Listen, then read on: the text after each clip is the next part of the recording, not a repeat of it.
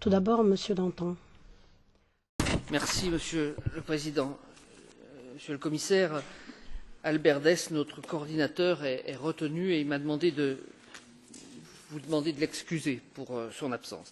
Moi, je voudrais intervenir sur 3 points par rapport à ce que vous venez de nous dire et par rapport à vos déclarations récentes. Vous avez lancé, comme vous l'avez dit, un débat sur le futur de la PAC. Beaucoup se sont saisis de ce débat.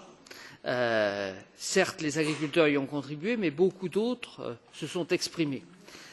Ils représentent parfois les citoyens, parfois des intérêts particuliers parmi les citoyens. Et on voit bien dans un certain nombre de mentions qu'on voudrait que cet argent destiné aux agriculteurs serve à rémunérer des missions environnementales en particulier.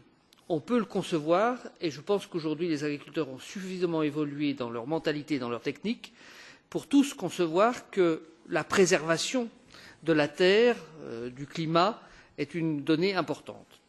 Néanmoins, je crois qu'il est utile de rappeler, et c'est ce sur quoi je voudrais avoir votre avis, que la PAC contribue aussi et d'abord à l'équilibre économique des exploitations agricoles. La situation que nous avons connue en 2015 et en 2016 nous a bien montré la fragilité de nos exploitations. C'est vrai dans le domaine laitier, on n'est pas tout à fait sorti de la crise et vous avez encore sur les bras, si je peux me permettre cette expression, des tonnes de poudre de lait qui pèsent négativement sur le marché européen. Nous avons vu en 2016 que les conditions climatiques ont largement perturbé le revenu des céréaliers et on voit bien dans un grand nombre de régions européennes, de pays d'Europe, que les accidents climatiques qu'on vient de connaître au mois d'avril ou début mai vont avoir un impact important sur le revenu de nos producteurs. Donc sans aide économique conforme à l'OMC, il n'y aura plus d'agriculture. Et je crois qu'il faut qu'ensemble, même si on veut donner d'autres objectifs à la PAC, il faut qu'on rappelle à l'opinion publique que la PAC a d'abord un fondement économique. Je vous remercie de bien le rappeler dans vos différentes prises de parole parce que j'ai pu mesurer la détresse des agriculteurs dans mon pays au cours de ces dernières semaines. Je le dis franchement, elle dépasse ce que je percevais. Merci, Monsieur le Président. Je commencerai par dire à Monsieur Dantin que tout résultat que nous devons atteindre doit se faire dans l'intérêt de nos agriculteurs, l'intérêt de la sécurité alimentaire, l'intérêt de la qualité.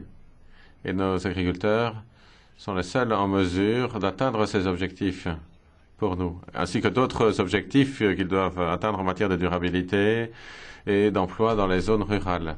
Mais ces 2 dernières années nous ont montré qu'il y a des difficultés concernant la résilience du marché, concernant la gestion du risque, concernant la mise en œuvre des accords de 2015 sur le climat et concernant les objectifs de développement durable. Nous savons qu'il y a des problèmes pour attirer les jeunes dans la filière agricole et de l'agrobusiness. Et on en a beaucoup parlé ces dernières années. Donc nous savons maintenant, à mesure que l'on tente de définir nos politiques, comment traiter de ces questions. Je n'oublie pas non plus le rapport de M. Andrieux sur le développement rural. Nous pouvons maintenant travailler sur l'emploi dans ce secteur. Donc, la base de la PAC, elle est triple, conformément à la dernière réforme économique, environnementale, sociale.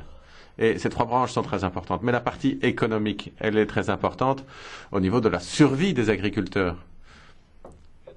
Il faut qu'ils puissent créer des emplois et créer les conditions sociales et environnementales pour la société dans son ensemble.